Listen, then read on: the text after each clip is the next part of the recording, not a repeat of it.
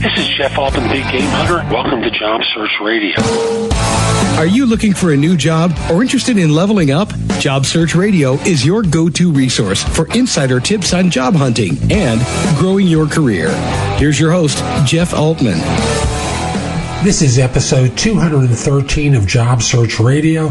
I'm Jeff Altman, the Big Game Hunter, the head coach for JobSearchCoachingHQ.com and NoBSCoachingAdvice.com. And welcome to the first show of 2017. I've got a lot planned for you over the course of this year. And on my other show, which is No BS Job Search Advice Radio, I launched yesterday with a series where, frankly, for the entire year, I'm going to be answering interview questions, or teaching how to answer tough interview questions on No BS Job Search Advice Radio. So I want to encourage you, subscribe to both Job Search Radio and No BS Job Search Advice Radio. Each is going to have different content, different information, and the other one is going to help you answer all the tough interview questions you could possibly imagine. Now, this show is about a resume and how managers respond to certain types of data on a resume. I'm sure you'll find it helpful, and if you do, I hope you give Job Search Radio 5 stars in iTunes or Stitcher. It does help other people discover the show, and it helps make me feel good, which, it's a new year. I want to feel good. So hang in there and enjoy the ride, and let's get going. I was asked a question that I thought was terrific, and I just want to go through it with you. If I may, let me just get back on my screen. What do hiring managers think of resumes with quantified accomplishments? But here's the fun part, the follow-up to it. If my resume describes actions that increased revenue by $1 million or increased productivity by 50%, are hiring managers generally impressed, or do they assume the numbers are all made up? Do they want to see numbers like that? So I'm not going to go into whether they want to see numbers like that part of the question. I want to talk about what do hiring managers think of the resume itself. Now, to know that, you have to understand that business is the language of numbers. Money, right? Money is a number. And thus, if you can help an organization make or save money, this is valuable. I want you to hear that. Make or save money. So it's not just that you help the firm make $1 million, to use this person's example. It could be that you save costs by 23%. See? It has an impact. Now, are they impressed, or do they think you just made it up? Well, that's what the interview is going to determine.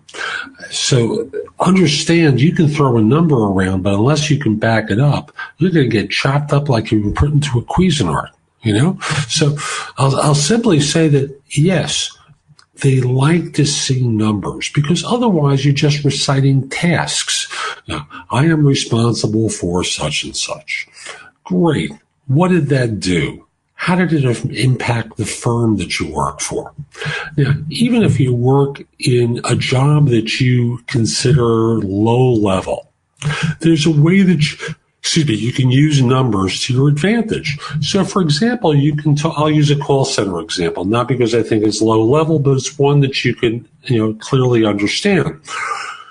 In a call center, there's a mean for which people handle calls, right? And so let's say the mean is I handle 5 calls an hour. I'm just picking a number at random.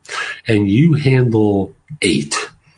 So what you're able to talk about is, over time, it's been determined you handle 60% more calls than the average call center worker in your firm. That gets people's attention. 60% more. Wow. So, you are responsible for a group of 27 that's responsible for I'll use technology as an example, design, development, and implementation of a system that helped generate $47 million for your firm. Hey, we noticed that. It replaced a 12-year-old legacy system that had clearly become obsolete. And in developing the system, we took advantage of, and you talk about some of the things. You get where I'm going with this? You kind of lay out what the story is and the result that you got. Because otherwise, you're presenting yourself as a drone. I am responsible for this. I do that. On and on, and I am a task monkey. And if you want to be seen as a task monkey, just talk about the task and not the result that the task delivered. So I'll simply say, yes, managers are impressed by it, but only if you can deliver the goods afterwards. So my answer to that question is simple. Yes, include it. Don't avoid it unless, of course, you're making it up. So that's today's show. I hope you found it helpful. And if you do, come join me at JobSearchCoachingHQ.com. There, I have curated information that I've developed and other people have developed that's designed to help you find work more quickly. It's articles, podcasts, videos. It's all my books and guides to job hunting are there for one low price. And you can ask me questions about your search so that you don't make mistakes that prove costly. The kind of things that make you hit yourself in the head and say, why did I say that? Or why did I do that? So again, join me at JobSearchCoachingHQ.com. And by the way, if we aren't connected on LinkedIn, send a connection request to me. My page there is linkedin.com/IN/The Big Game Hunter. If you would like to have Jeff give you advice about your job search, you'll love JobSearchCoachingHQ.com. This site has all of Jeff's books and guides to job hunting available free.